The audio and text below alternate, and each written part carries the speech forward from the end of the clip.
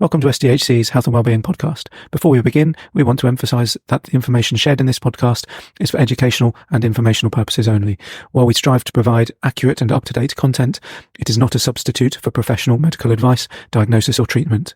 Always seek the guidance of your doctor or other qualified healthcare provider with any questions you may have regarding a medical condition. Never disregard professional medical advice or delay in seeking it because of something you have heard on this podcast.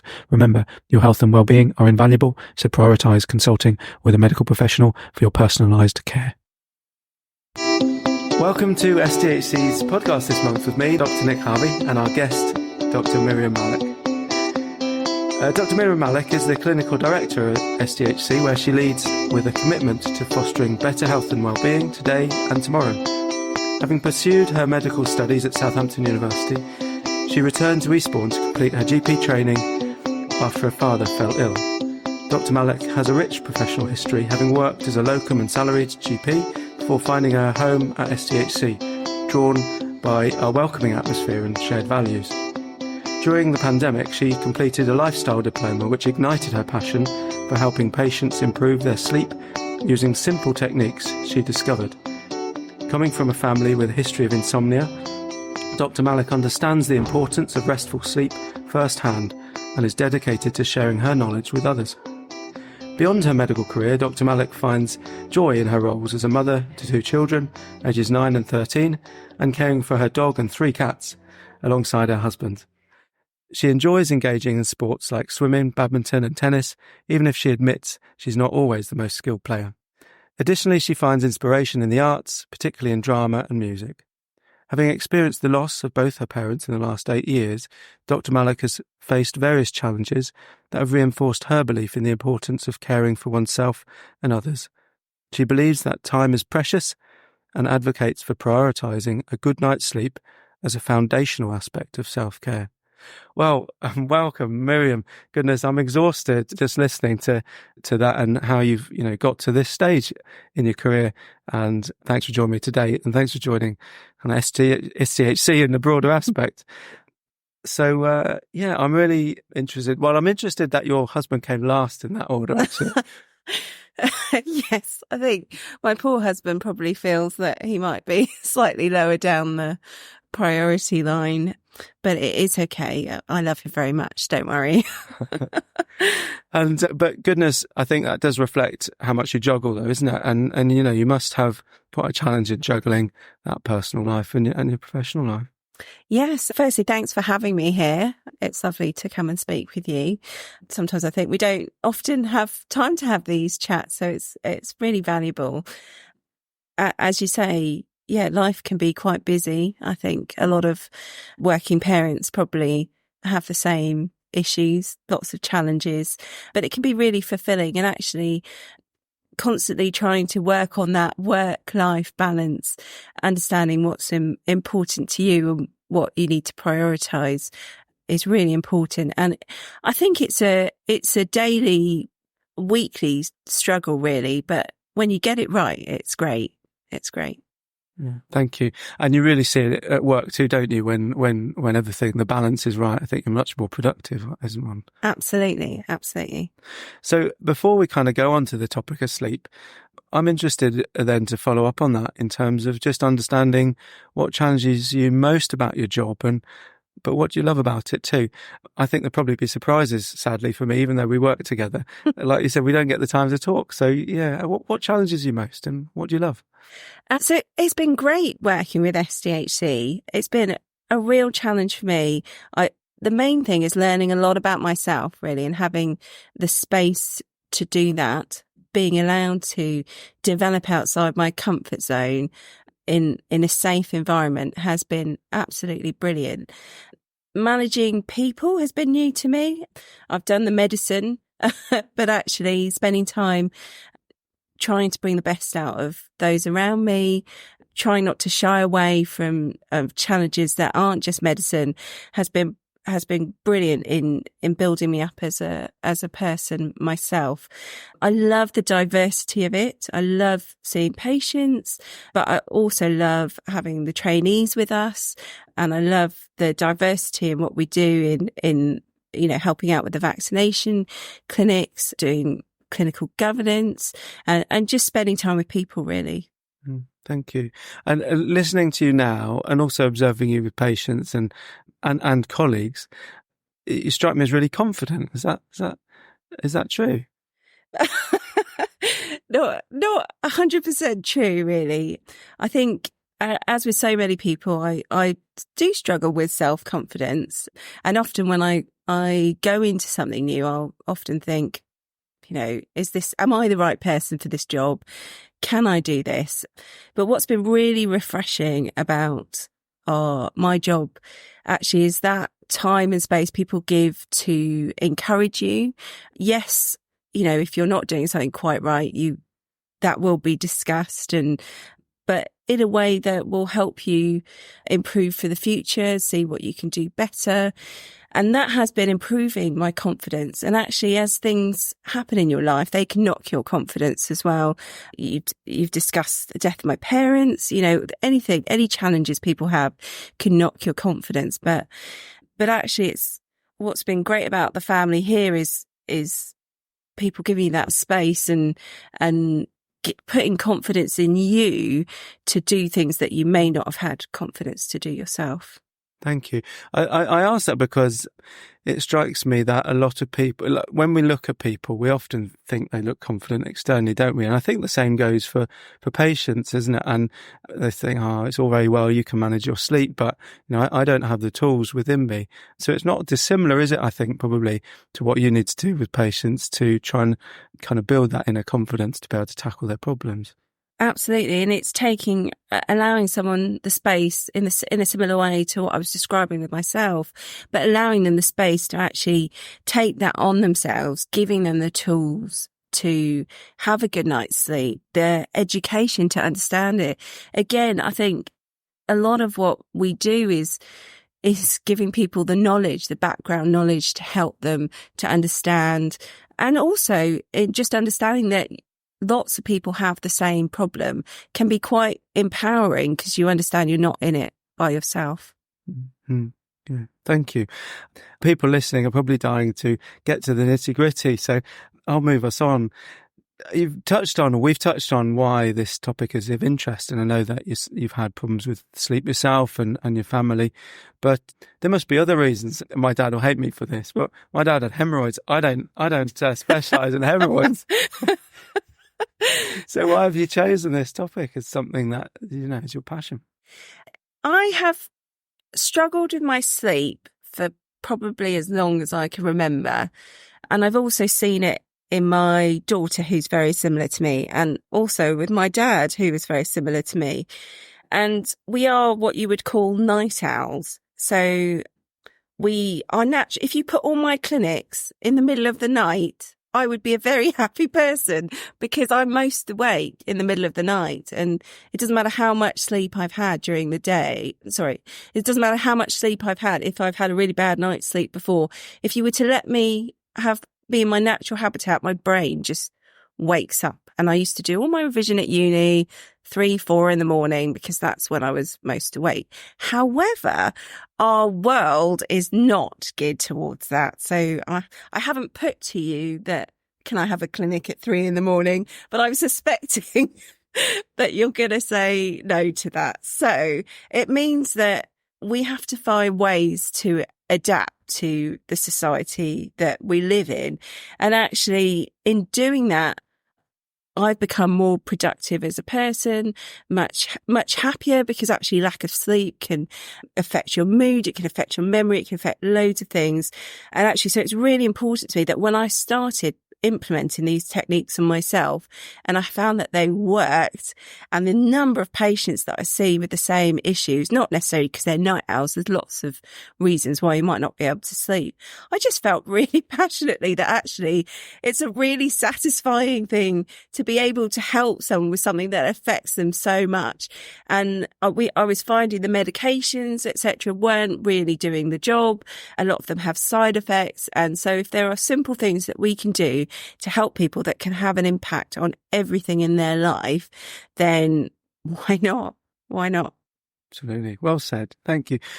So what I wanted to do now is just to kind of set the scene so people know what's the one take-home message, especially maybe to people who know someone with insomnia or even a doctor listening or nurse. What's the one take-home message then that you think you'd like people to come away with from today's podcast? I think it's don't be disheartened by struggling with your sleep or your patient struggling with your sleep. Don't feel that heart sink that actually, there's nothing that can be done. Think outside the box. Think of ways that actually you can structure a plan around, and that with most people, not everyone, but with most people, there will be ways to improve sleep, even if it's not 100%. They've had 9 hours good quality sleep. There are ways to improve it. Right, thank you. So there's something around being positive and keeping on searching and thinking outside the box and maybe seeking help from someone like yourself. Yes, exactly. Are there any tools that people can use if they don't have that kind of access to someone like yourself? So my understanding is actually that the Sleepio app, although I haven't logged onto it myself yet, is that what you were referring to? Or just, anything, I guess. Yeah, not specifically Sleepio. Well, that's interesting, isn't it? Because it's just been approved by NICE, yes, hasn't it has, so it should be available to everyone. Exactly. So it's something I definitely recommend having a look at, although I haven't logged onto it myself yet. But tools as in, so if we start with sleep hygiene, so these are very simple techniques that you can start with. Firstly, your bedtime routine is extremely important. So that hour before sleep, if you are struggling to sleep, so this isn't for everyone, because often people will say, oh, well, I don't have a bedtime routine and actually I sleep fine. Well, if you sleep fine, don't worry about it. But if you're having trouble sleeping, that hour before sleep is really, really vital. If you're spending a long time, say, watching really exciting thriller movie before going to bed, or even reading a really, really exciting book before bed, those thoughts, etc., can go around in your mind and not lead to restful sleep. Trying to have that period where you dim the lights a bit, that you start relaxing before bed, have a little bit of a routine, whether that be, take a bath, read a book, but nothing too exciting, whatever works for you. Doing that just before bed every night can be really, really helpful. And it can take time for your body to get adjusted to that routine. So don't expect an improvement straight away overnight, but these things can really help. If you are someone that finds that your thoughts are going through your head a lot, putting the day to bed, we call it, can be really, really helpful. So before that hour, if you write a list of maybe even 3 things of good things that have happened that day, and then 3 bad things that have happened that day, because sometimes we focus on the bad. So it's really important to write some good things, to focus on the positive, and then perhaps writing a list of things to do for the next day so that they're not going round your head. And that's what I call putting the day to bed, and can be a really helpful way of just putting everything down. You might know that the first line treatment for sleep issues is actually cognitive behavioural therapy for sleep. And there are some simple techniques that even if you're not seeing someone officially for CBT, that can be helpful, such as writing down your thoughts. So if you've got something that you're worrying about, we've talked about putting the day to bed, but if you've got a particular thing that you're worrying about and it's going through your mind, if you just think about it in a way, there's a little algorithm that you can use.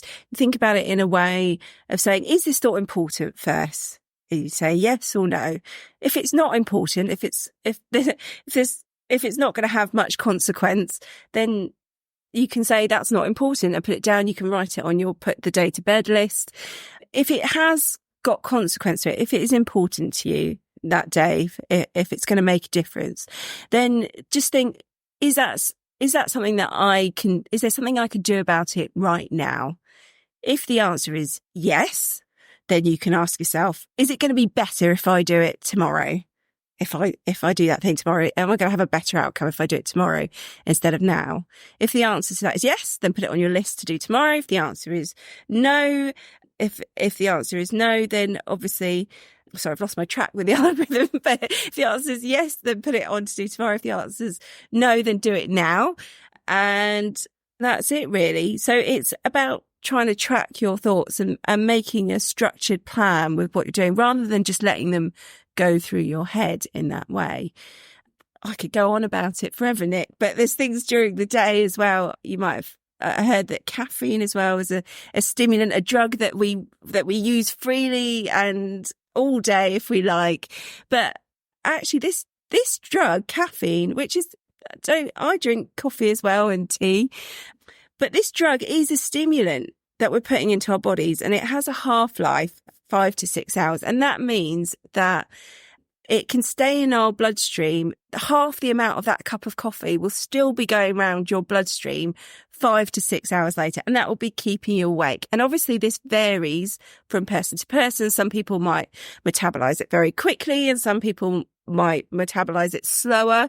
And you always have that one person that says, well, I can swig an espresso just before bed and I'm absolutely fine. But again, if they're fine, then let them do what they want to do. But if you're not fine, then it's worth keeping that caffeine before, 1 o'clock.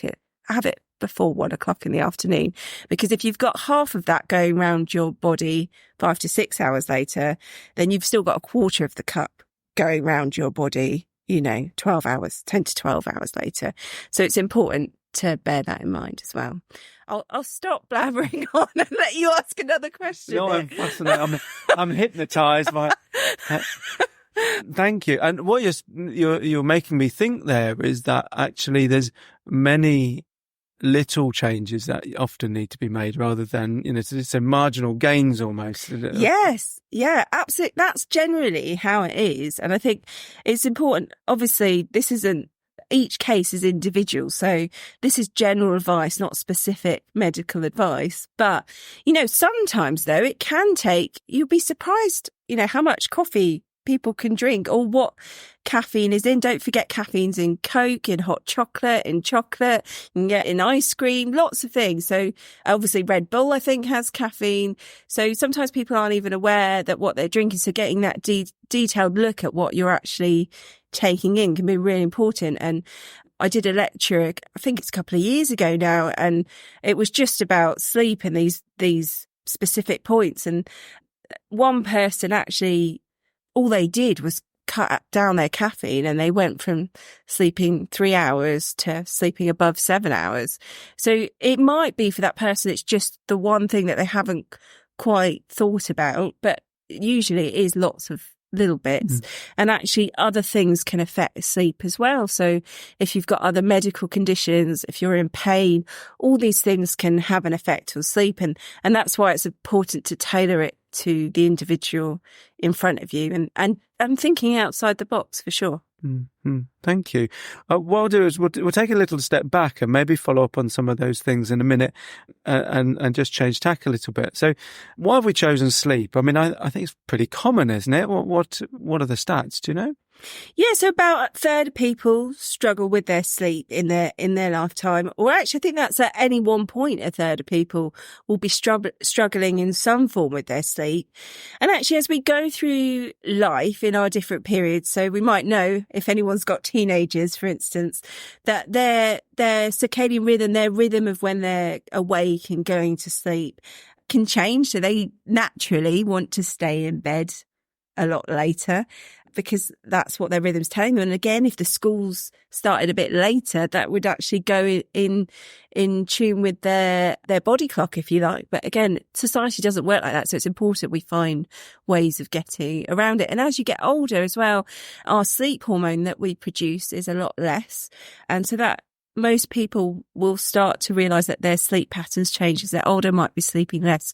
So it's something that even if you're not struggling with at the moment, you might have periods in life where you do struggle, or if you suffer a bereavement or other things going on, other stresses in your life, most people will struggle with their sleep at some point, whether that be a short-term thing or a long-term thing, or if you've had kids, babies, whatever it is, our sleep is really important to us. And most people will have struggled at some point. Mm-hmm. Wow. 1 in 3 people at any one time. That's hugely important. And it has so much effects on people's health, isn't it? So it's interesting listening to you, because obviously sometimes it's just a primary sleep problem, but I guess more often than not, maybe there's something that is causing that sleep problem, be that anxiety, depression, pain, or whatever, as you mentioned. But you also mentioned the sleep hormone. Do you want to expand on that?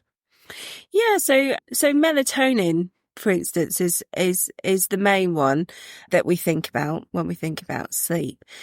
And it's really important that we do everything we can to keep our level of melatonin high for when we go to sleep. And actually things like being in the daylight can reduce our melatonin and can make it more difficult to sleep. And back before, all our electronics, or, when we were, I don't want to say cavemen, but when we were cavemen, okay. So our body clocks were very much running by the sun, and we would go to sleep when it was dark, and we would wake up when the sun came up, and that's how we were. And actually we'd be in the natural rhythm of that. But nowadays we've got, we're in offices with lots and lots of light, and we've got our computer screens with lots of blue light again, which can affect our melatonin. And actually that can mess with our cycles. So it's important. So often we come home as well, and then we've got all the lights on and the TV on and everything before bed. And that, if you're struggling to sleep, that can have an effect on you. So being aware of that, and that's why we talked about dimming the lights before bed, making sure you get into the daylight during the day, that we're not just in a dim light office or whatever it might be, that you're getting out, that you're seeing the daylight, will help that whole natural cycle. Mm-hmm. Thank you. And what about, because some people just don't seem to need much sleep, do they? I always think of Maggie Thatcher, and whether you think good or bad of her, she was an incredibly productive person, wasn't yes. she? And she famously slept sort of 4 hours a night. Is that all right? Is it not? What are your thoughts?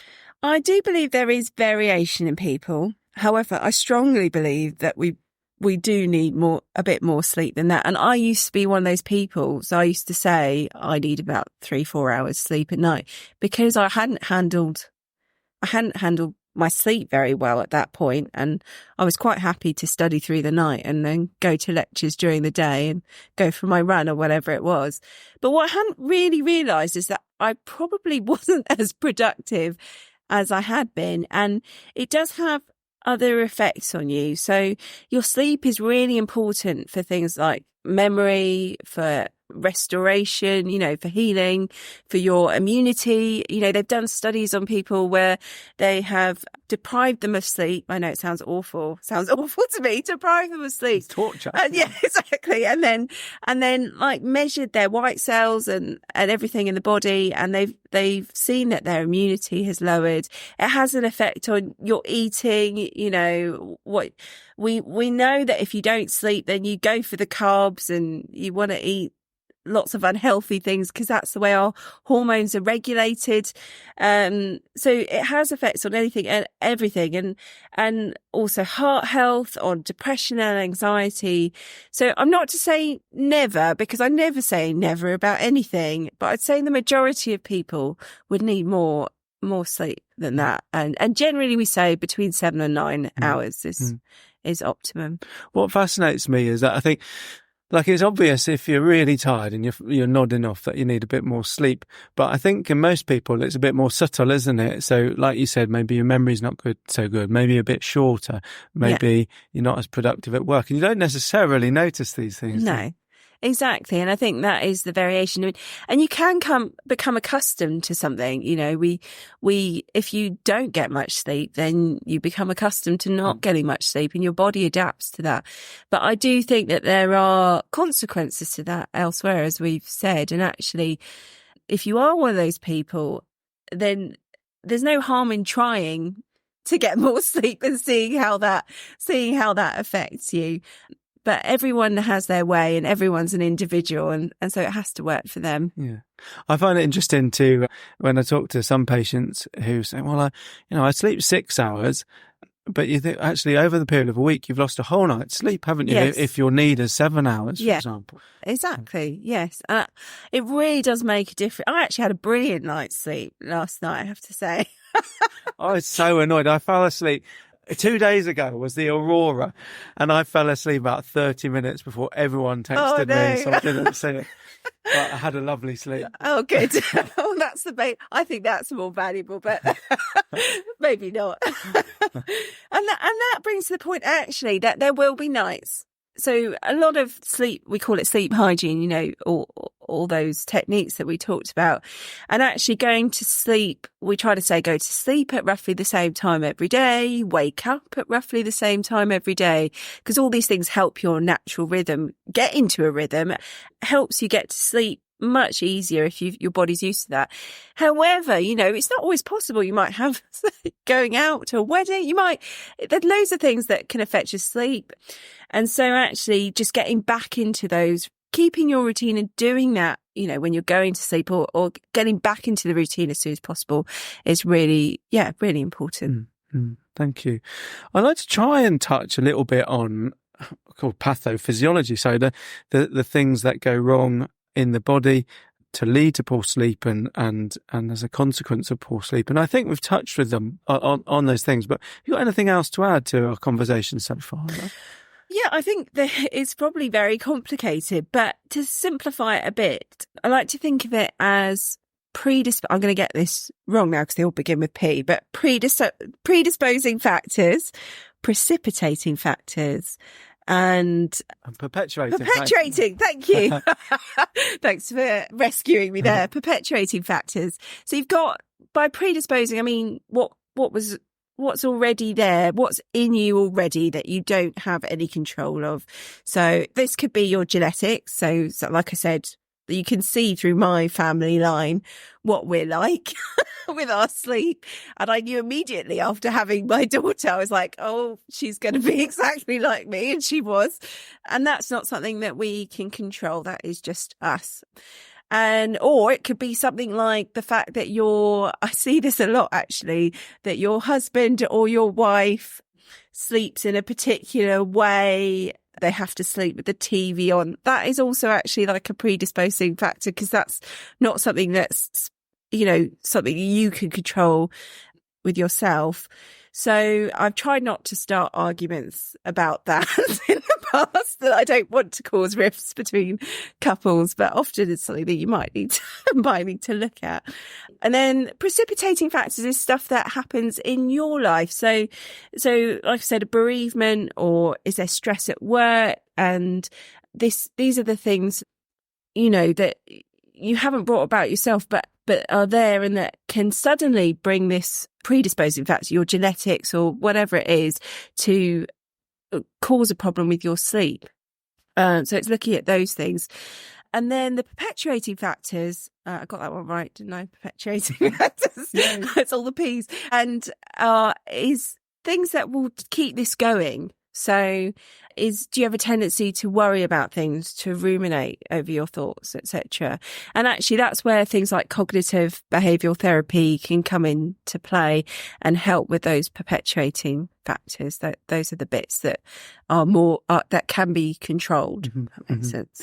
And I think I might be completely wrong, but my ears pricked up earlier when you were talking about the circadian rhythm, and it fascinates me how so many disorders that we see are related to that, even if you go to asthma and things like that, isn't it?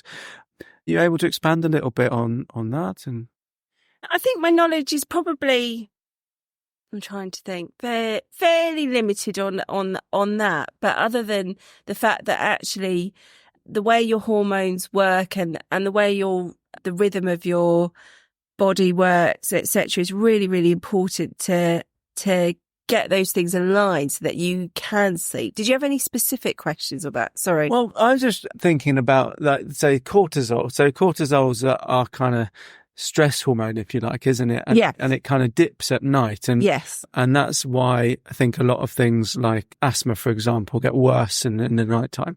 And I'm thinking and you mentioned about immunity.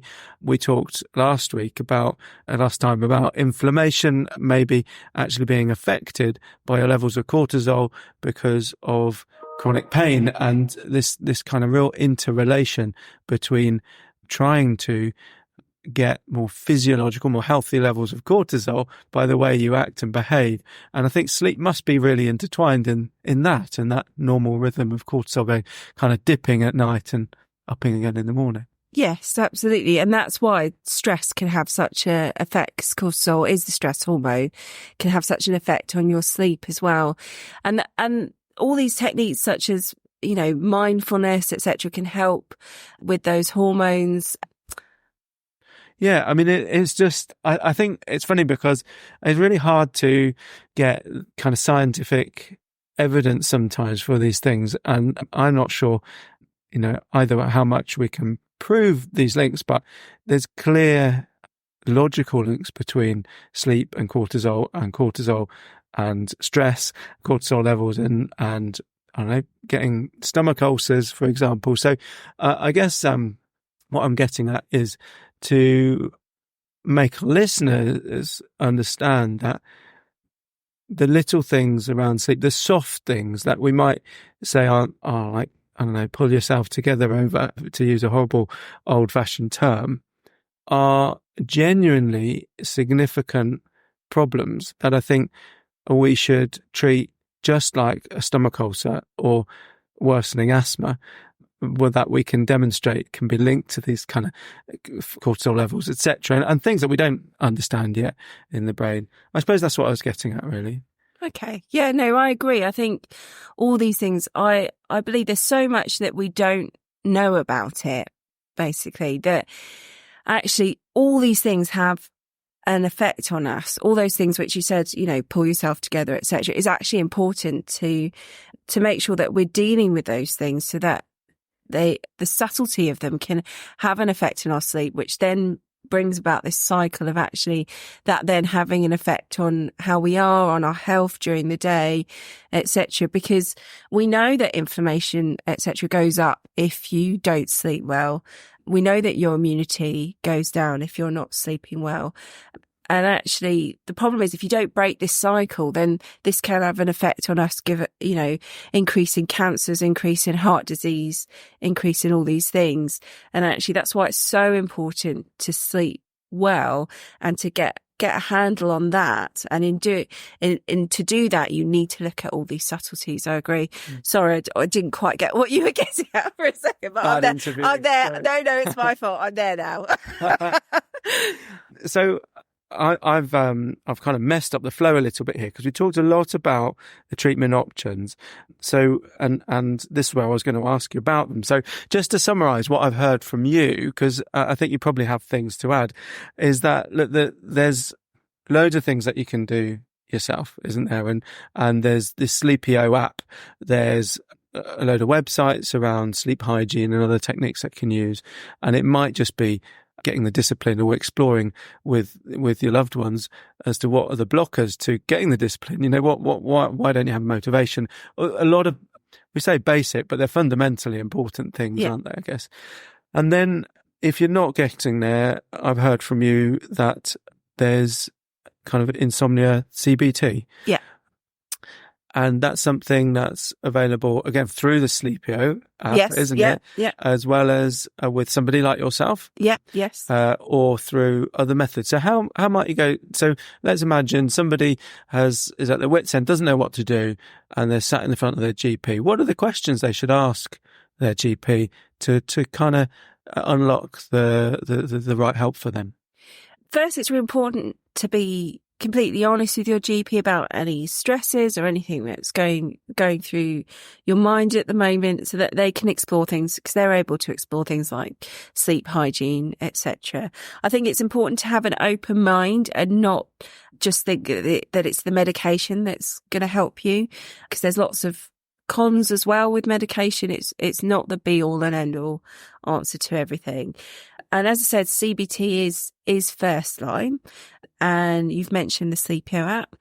There's Health in Mind in our area as well that can offer help with sleep. Some places do CBT, and some people run courses, so like self-help courses. So if you have a look on the Health in Mind website, you can see what they're offering there. Like I said, there's simple cognitive behavioural techniques that you can do, and some people prefer to read it in a book. So there's plenty of different things on Amazon and things you can have a look at there, providing obviously that it's safe for you to do that you're not getting to the point where you're literally at your wits' end. If you're at that point, you really, really need to be speaking to someone. I offer some brief CBT techniques in our clinic here at SDHC, and that can be very helpful as well. I will use alongside that the CBT I Coach, the app, which is helpful to record your sleep diary, etc. And it looks at things like sleep efficiency, which is about being efficient with your sleep when you're in bed, that you are in bed sleeping and you're not sitting there thinking about other things. So the questions really to ask are, where can I get CBT, which you can speak to your GP about, but those are the main resources that I could think of. Thank you. If I put myself in the patient's shoes, I think, it's a bit of hard work, isn't it, CBT? I mean, yes, isn't there just some sort of quick fix I could have? So the sad thing about this, the only sad thing, is that there is no quick fix, really. If you want proper sleep, there is no quick fix. Because so people think of drugs like Zopiclone, these sedate you. They don't give you proper sleep. You won't get the restorative sleep that you need. I'm not saying never. There are instances where it's important, after a bereavement, etc., you really can't sleep. Then sometimes just being able to sleep in itself is a helpful thing to do. However, it's not a quick fix, and you do need to put the time in it. And actually, even now, because I know my tendency is to be up during the night, even now, if I don't follow, if I go, it's fine, I can have that coffee at 5 o'clock, I know it makes a huge difference to me.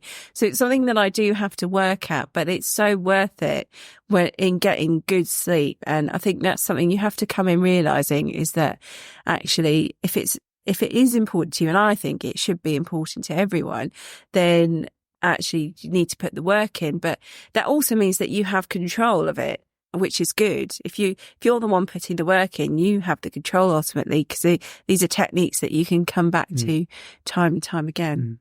So you mentioned there, Zopiclone. So there's these drugs called Z drugs, isn't there, that are quite commonly used alongside things like diazepam or Valium and other benzodiazepines. But they're actually quite dangerous drugs, really, aren't they? Yeah, exactly. They are, and they can be addictive. And like I said, they don't give you necessarily great sleep either. You don't feel necessarily rested afterwards, because they just sedate you in a similar way like alcohol sedates you. It doesn't give you good restful sleep. You might notice if you regularly drink before bed that can give you wild dreams and unrestful sleep. So in a similar way to that, and they can increase all-cause mortality as well. They're not great drugs, to be honest, and we used to give them out a lot more than we do now, and that's a good thing. That's a good thing that we're reining that in.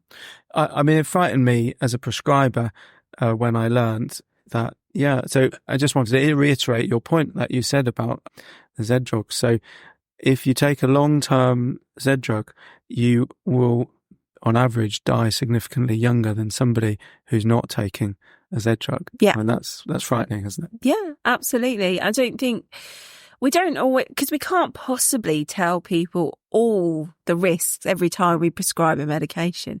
But it's important to read up on the medications you're taking. And I don't think that's one that's said a lot, actually, because can you imagine giving someone something and saying that, and then, I mean, it depends how desperate some people are, very desperate for sleep. But and that's a challenge, isn't it, in our role, I think, as GPs, because I guess we just need to we really want to. And frustratingly, sometimes we just don't have the capacity as a profession, I think, to understand the problem because, like you say, sometimes it's really appropriate for a short-term use, isn't it? And we need to try and help people and reach a shared understanding between us and the person, I think, as to what really is needed. But especially in the elderly who suffer from more insomnia anyway, but yet are more likely, for example, to suffer a fractured hip, aren't they, if they're taking the drug, falls, and die younger. So it's a minefield, isn't it? It is. And it's definitely balancing that risk versus benefit, which is what we do every day in everything we do. But I'd just like to quickly say, though, if you are on Zopiclone or one of the other Z drugs, then don't stop it abruptly if you've been on it for a long time. Do make sure that you go and speak to your GP. Thank you. Yeah. It's so easy to miss things like that, isn't it? And often, it is also the right thing. So I think this is about being balanced, isn't it? Yeah. And please do not stop suddenly your long-term drugs, or you'll get all sorts of other problems. But we can support people to come off them. Yeah, right? Absolutely. In a safe way. So that brings us to some other drugs, though, doesn't it? So melatonin is an old favourite. So why not give everyone melatonin? Well, firstly, we can only prescribe it in certain circumstances at the moment, but because that's what our guidance is. So over 55-year-olds can try it for chronic insomnia. It is good in terms of for things like jet lag or circadian rhythm disorders. But again, as GPs, we are quite limited in when we can prescribe it. As in terms of new drugs, though, there is a newer drug that's come up that's been NICE approved called daridorexant. I think I've pronounced that correctly. I still haven't had a chance to use it, though, so I think you have, though. I've beaten you there. Have you had any feedback about that? No, he's still asleep. I don't. Okay, but this is supposed to be a non-addictive drug, and it works on the orexin receptors in the brain, which are orexin is affects the wakefulness, and it's supposed to have had really, really good results. But again, it's not something I've used so far, and there are limitations to this. It's not first line. You have to have had CBT. Either CBT is not available to you, or you've tried the CBT for insomnia. You need to have chronic insomnia for 3 months, at least 3 nights a week, and that's got to be affecting your daily life as well. So it's not for everyone, and there will be some scenarios where you might not be able to have it, such as if you've got narcolepsy. So don't go straight to your GP and expect it. Otherwise they won't be happy with us. And I'm slightly nervous about it because I suppose a lot of us are thinking, is that going to be addictive? But it doesn't appear to be, does it? No. Because it doesn't work in the way of these other drugs. So touch wood, it's not. But it's only actually had 12 months of follow-up at this moment, hasn't it? So we don't really know the long-term effects, do we? So I think we also need to be cautious.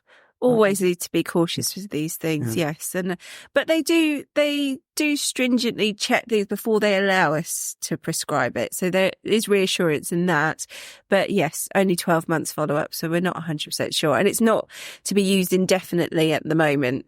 So, and if it's not working, then you would be coming off it anyway.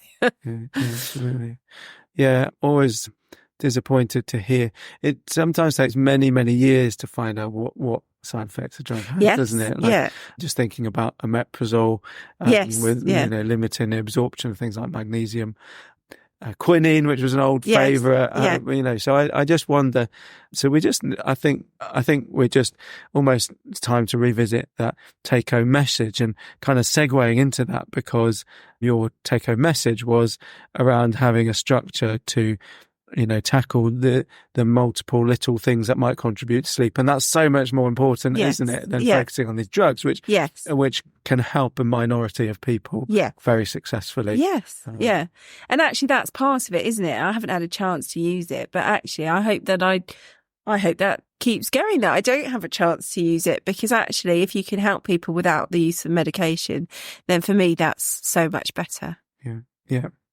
So at this time in the podcast, I tend to ask a question from the previous guest. Mm-hmm. And last time we were asked I was asked to ask you, right, so I've fallen to sleep really well and I wake up 2-3 o'clock in the morning and I cannot get back to sleep. How are you going to help me, doctor? Right. So it's a good question. Thank you. So a couple of things which I haven't actually mentioned before is that your bedroom should literally be, I don't know if I can say this on the podcast. It's past the watershed. It's for sleep and sex, and that's it. Everything else should be out of the bedroom, and this is because your bedroom is kind of a safe sleep place. So watching TV and all that kind of stuff isn't helpful for keeping your bedroom that sacred place for sleep. So in relation to that question, if you're lying in your bed thinking about sleep and you're not getting to sleep, you need to get out of your bed, because then you don't want to associate the bed with not being able to sleep. And tackling things like sleep efficiency fall into that as well. So people vary on how long you should give it. I've heard between 15 and 25 minutes. So let's say 20 minutes roughly in your bed. If you're still awake, you need to get up and out of bed so that your brain isn't making that association with staying in bed and not being able to sleep. Don't time it. Don't look at a clock. Don't sit there and wait for 20 minutes. That is only going to make it worse. I say roughly 20 minutes, then get up and out of bed. Go and do something else. Again, nothing too exciting. Some people like to do a bit of their bedtime routine again. And then when you're feeling sleepy, and I mean sleepy, not tired. Sleepy is different to tired. Sleepy is when, your eyes are drooping and you're yawning. That's sleepy. When you're feeling sleepy, go back to bed. If you're not, again, 15, 20 minutes, if you're still lying there, get up. And what usually happens is what I've seen is that over a period of time, so you might be awake a long time the first night because you're not used to doing it. And like I said, the circadian rhythm takes time to get used to things and all those hormones we talked about and the intricacy of that. So it won't work the first night, but gradually that gets better. And you'll often find that people wake up at the same time every night, or that if something else has woken you up, you need to tackle that. So if it's that you're getting up to go to the loo, that you're in pain, those are things that you need to tackle as well, which you can speak to your GP about separately. But the main thing is that get up, do something else, come back when you're feeling sleepy. Don't associate the bed with not being able to sleep. Thank you. That's a useful take-home message. So hopefully Caroline will be happy with that. Hope so. So on that topic then, in our next podcast, we've got Katie Day, who's coming to talk to us about the menopause. What do you want to ask her? Oh, does that include prescribing an HRT? Yeah, I think that's reasonable. Yeah. Okay. So personally, I always get a bit nervous when ladies really, really obviously getting on really well with their HRT, and that's great, and they don't want to stop it at 70. That starts to make me very nervous. And usually I would encourage people to stop at that point, because in my mind, the risks outweigh the benefits at 70. And I'm just wondering what her thoughts would be on that, and if I should tackle it any differently. Thank you. So should we stop HRT once they're 70? Thank you very much. I will make sure I quiz her on that, because it stresses me out too. Stresses me a little bit less than it used to, but I remember having quite pressured discussions. Yes, yeah, and it's understandable if someone's feeling great.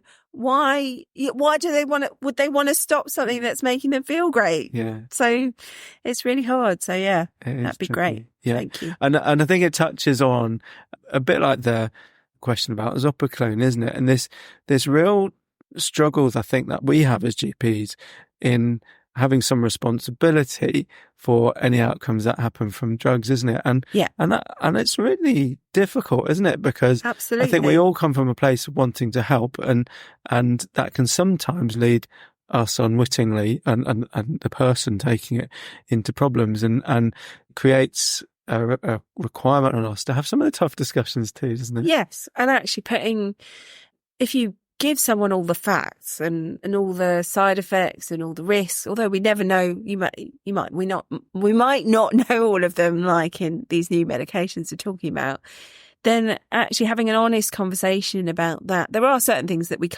definitely can't do, but sometimes having that honest discussion about the risks and benefits might be that the benefits for that patient is more so than the next patient, and that's why it changes those discussions. Yeah. Thank you. Well, we should probably wrap it up there. Hopefully we're not boring too many people, but it's always a real pleasure to talk to you. Thanks. And it really gives me an energy once I come away with a conversation with you. So thank you for giving so much time, and I look forward to maybe another one in the future, maybe about lifestyle medicine, something like that. Yeah. That's it. Thank you, Nick. I really appreciate it. Thanks very much. You've been listening to the Health and Wellbeing podcast about sleep with Dr. Miriam Malak and me, Dr. Nick Harvey. For more information and resources, check our website out, sdhc.org.uk. If you have any feedback or suggestions for future episodes, please email us at sdhc.feedback@nhs.net. Tune in to our next episode, where we'll be interviewing Katie Day to talk about menopause. Please take a moment to subscribe to help support us in supporting others with their health and wellbeing.